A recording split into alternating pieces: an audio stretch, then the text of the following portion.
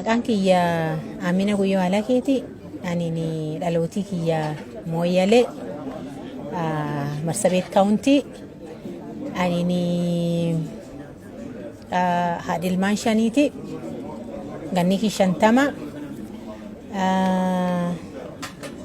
Fuula siyaasaa akumnuudhaan warum siyaasaa hojjenna. Abbootiin teencuftinuu war siyaasati.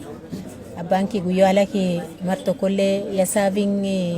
Marsabit County Mooyyalee MP tahe.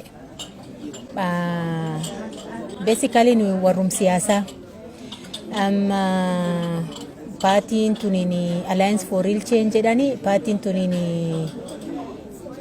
jarski waliin durii partii tan registering tochine marro lamallee inni partii tanaan ejjate presidential candidate ya ejjateeni arra officials intennini nami arra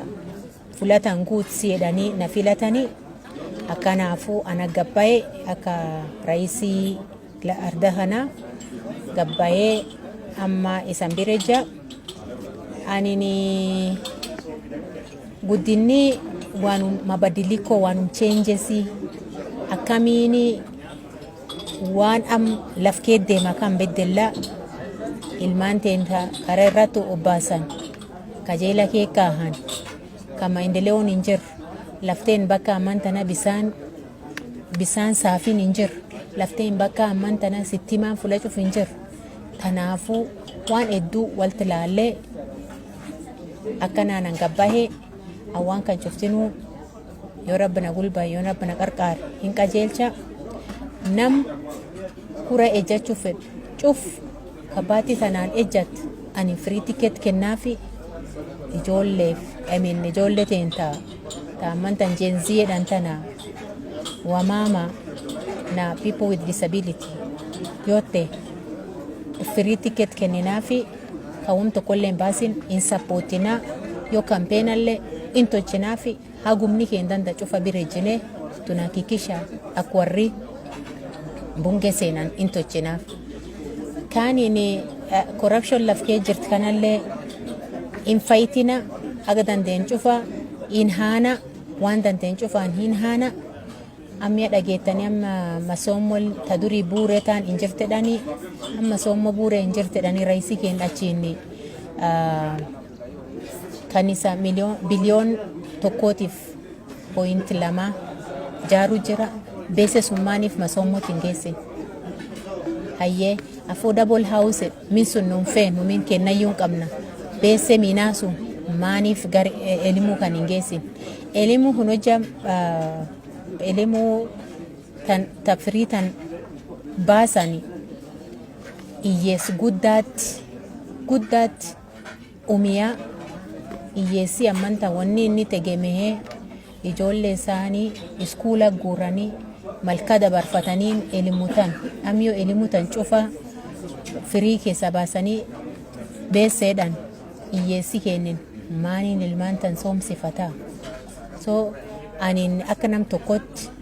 yoo rabbi naa tochee an fula sun ejjad elimu firii lazima taati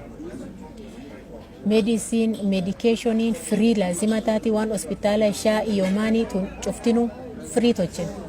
kwa sababu wanni guddaan nam dhiba elimuu fi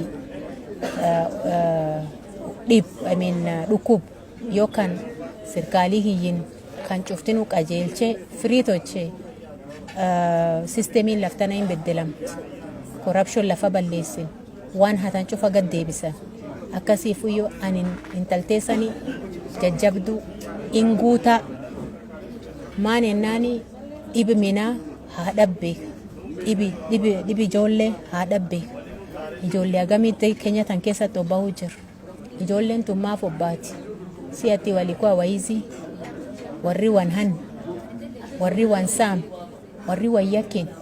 ijoolleen tun ala gabbaate uwongoosiin tun dansaanisetti sirkaalii kun akka dansa wadeentisuutti hin jirretti tanumaaf sirkaalii tan dhaga'uun fedhu walii meeza gubbata ta'uun fedhu ilmaan tan tokkoon obbaasan ilmaan tan tokkoon ijjeessan ilmaan jeela guuran ilmaan in tirettenan sun cufa sirkaalii kiyyin in haqiiqisha akka wanni kun tokkolleen hin jiru ilmaan nami siin wongozu tante waan atin hojjat namii gabbahee wanni kun aadaaniit wanni kun haqqiiniit akki kun akkaaniit yenni jedhe laazima caqasu malan laazima waliin tahanii akkamitti mal waliin tahanii waliin mal dhahanii ibsuun ka jiru obbaasuun danda'a. Tanaafu anin guuta in danda'a Alliance for Real Change chama kenna chama nam cufaa chama change ejjitu chama biddilli kofeetu